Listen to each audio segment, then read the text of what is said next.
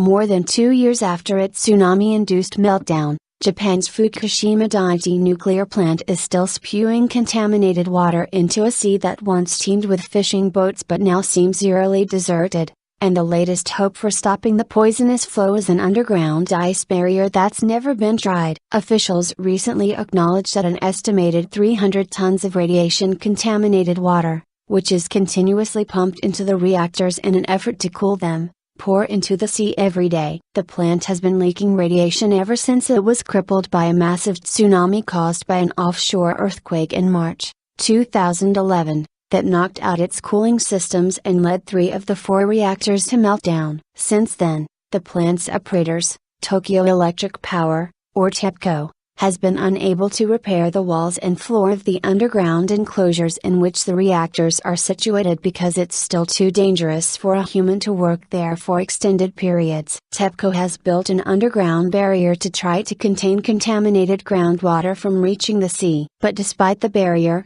water can still go around or over it when heavy rains cause water to wash down from the hill where the damaged plant looms. Much of the water used is recycled through huge reservoirs dug underground, but some of the water still seeps into the land, and then the sea nearby. There is no precedent in the world to create a water shielding wall with frozen soil on such a large scale. Japanese Chief Cabinet Secretary Yoshihide Suga. The public is growing frustrated with the company's failure to contain and clean up the mess. TEPCO's actions are reactive and slow, Kiyoshi Tagasaka, a member of a committee of nuclear experts advising Fukushima Prefecture, told the Japanese media. Other members of the committee complained that TEPCO hasn't got a convincing containment plan. The latest idea for stopping the flow of contaminated water into the sea is to freeze the soil around the reactor buildings to create a mile-long barrier to stop more groundwater from becoming radioactive, a plan that could cost upwards of $400 million.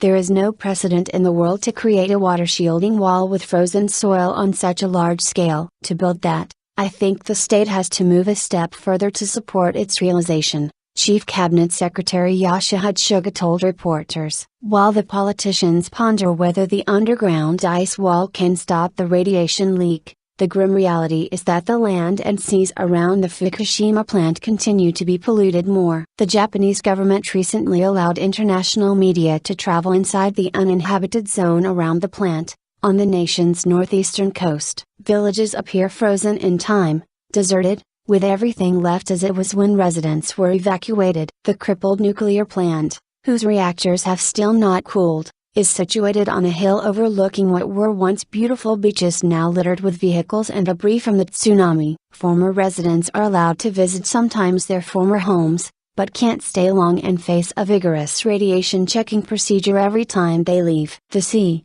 was once famous across Japan for the fish it provided, is bereft of fishing boats. Recent tests of water from wells in the area show that radioactivity is still hundreds of times above safe drinking levels. Minoru Takata, director of the Radiation Biology Center at Kyoto University, told the Wall Street Journal that the radioactive water doesn't pose an immediate health threat unless a person goes near the damaged reactors. But over the longer term, he's worried that the leakage could cause higher rates of cancer in Japan. Scientists in Japan and the United States says the leaks into the Pacific Ocean pose little threat to Americans. Despite the ongoing problem and public anger, Prime Minister Shinzo Abe supports restarting nuclear plants idled following the Fukushima disaster. Abe, who has been a strong defender of Japan's nuclear program, has been trying to kickstart Japan's stagnant economy, and the nuclear plants are a key to reducing expensive energy imports. If the government can solve the leakage problem at the crippled nuclear plant,